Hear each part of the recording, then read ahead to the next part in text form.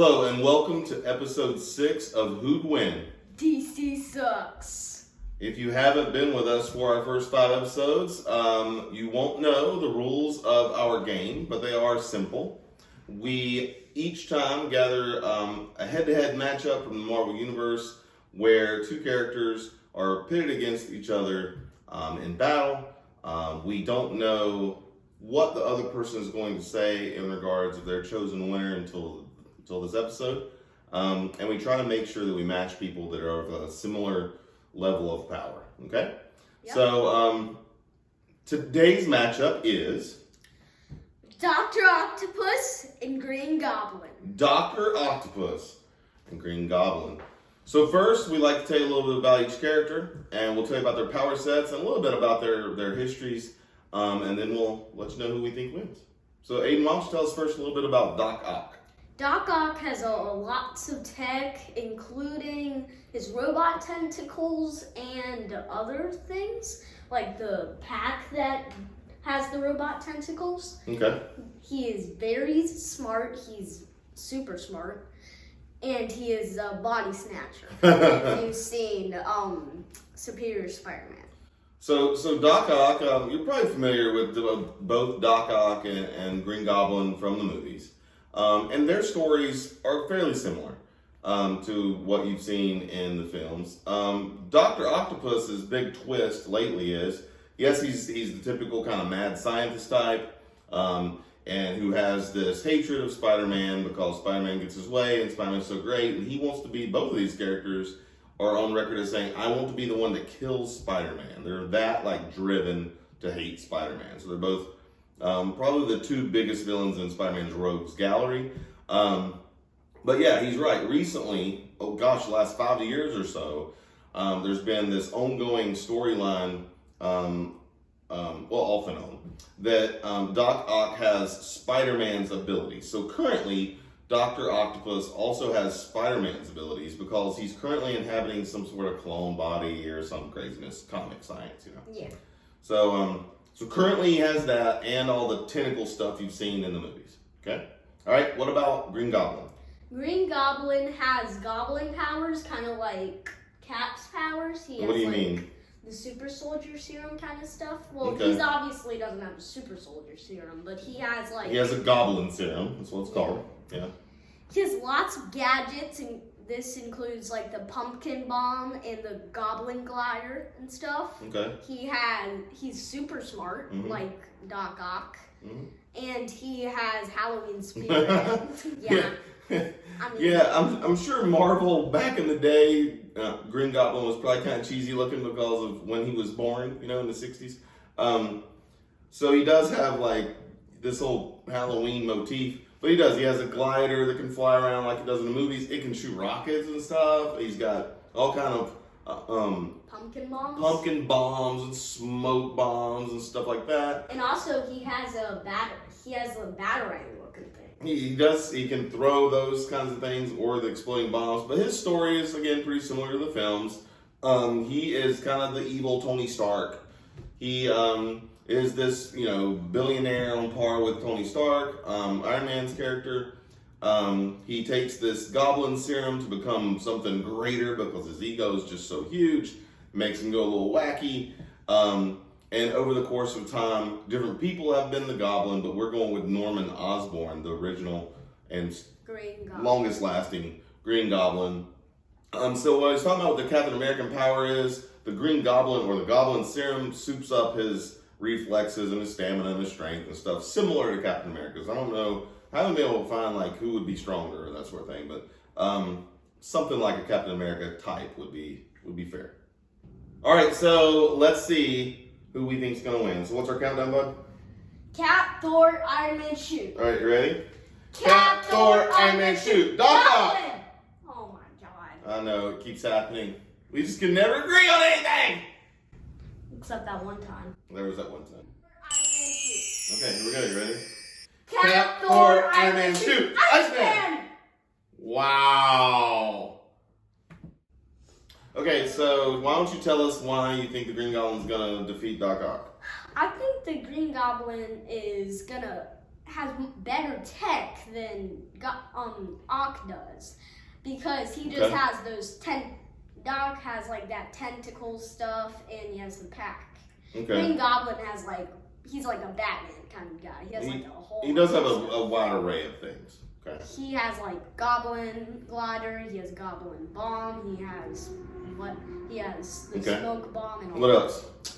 Also, I think Green Goblin would win because he has the Goblin serum thing. Okay. Yeah. And I honestly think that since Doc Ock still has more Spider-Man, still some of his Spider-Man powers left, he has I think just the serum just gives Green Goblin a boost. Okay, fair enough. All right, I'm going with Superior Octopus right now, which is what he's called. And this is a tough one because I kind of only giving Doc Ock the win if he has the Spider-Man powers still. And the, comics, things come and go. But if he has Spider-Man's strength and agility, and he has the tentacles. These tentacles, by the way, have been known to restrain the Hulk and beat him until he passes out. The Hulk. Okay? Those are strong, man. And he's just as smart as the Green Goblin. So I'm going Doc Ock for those reasons. If he were ordinary Doc Ock without the Spider-Man abilities and still with the tentacles, I might go Green Goblin. Oh, the other thing I have to stick in there for Doc Ock is he has these things called Octobots, where they're these little drones that he can control with his mind. So there's some tech right there where he could swarm Goblin's one glider with all these little mini Doc Ock things. And they have the hive mind. And that would be pretty much. And he could do that if he didn't have the Peter Parker Spider-Man's powers. All right, so we're at another tie. So what are we going to do? Bring in the tiebreaker. Come in here, Kieran! Hi, hello. I'm Kieran, and I'm the tiebreaker, apparently. Right. So here we are tied again, and we have Dr. Octopus. It is the Superior Octopus versus Green Goblin. So what do you think? All right, can I get a drum roll? I'm going to have to say Doc Ock. Again! So I'm going to say Doc Ock basically because I disagree with what you said, Aidan. I think that the Goblin Serum isn't as powerful as if he still has Spider-Man's strength and speed and agility and all that. Mm-hmm. I'm going to put Spider-Man's powers higher than the Goblin Serum. Mm-hmm. I'm also going to say that his tech is also not inferior to Green Goblin's at all. Because Green Goblin has a lot of combat, like you said, Batman stuff, like bombs and batarangs and gliders. But he has some tech that would actually be I think that his tech could defensive and attack. Right, and yours is mostly attack. Okay. So yeah. So that means in our epic battle between Green Goblin and Doc Ock, the Superior, Dr. Otto Octavius wins. I mean, he is called the Superior. Now, we want to do something a little different on this episode because this episode is being shot the week of George Floyd's murder in Minneapolis. And we actually kind of didn't plan wearing Minneapolis shirts or Minnesota shirts today. You might be able to see that Aid is wearing his Minnesota United soccer shirt and I'm wearing my Minnesota shirt. Completely unplanned. And we didn't know how to address this, but I, for one, as the father of this family, take it in very high regard that people with a camera and a voice anywhere on any stage, no matter how big or small, should speak out against things that are wrongdoings on any scale. And so we just came up with an idea right before shooting this, after really quickly debating if we even shot this. But frankly, our audience isn't large. So going without a video out of respect to Mr. Floyd and anybody else who's been in any situation remotely similar wouldn't have any impact. So instead, because specifically Minneapolis is important to us for a lot of reasons as a family, it's a place that we choose to visit, and a place that we're disturbed to see going through what they are now. we want to issue a challenge. Mr. Floyd was face down on the ground for 8 minutes and 40 some seconds. So, out of respect to him, we are going to add 80 minutes, 40 seconds of black to the end of this video. And I know that's a long time. And I would challenge you that if you're one of those people that is watching this video, whether it's right out of the gate this week or you stumbled across this months from now, that you watch it starting now until the end.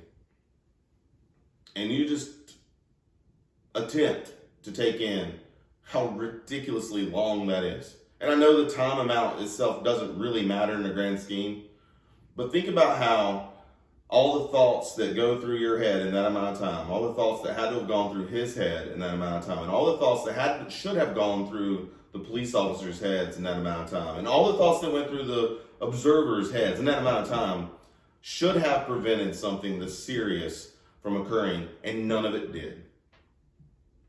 So out of respect to that, I would challenge you to put your thoughts on that for that same amount of time and see if it doesn't change what you think about this situation and those that may seem smaller to you in the upcoming months.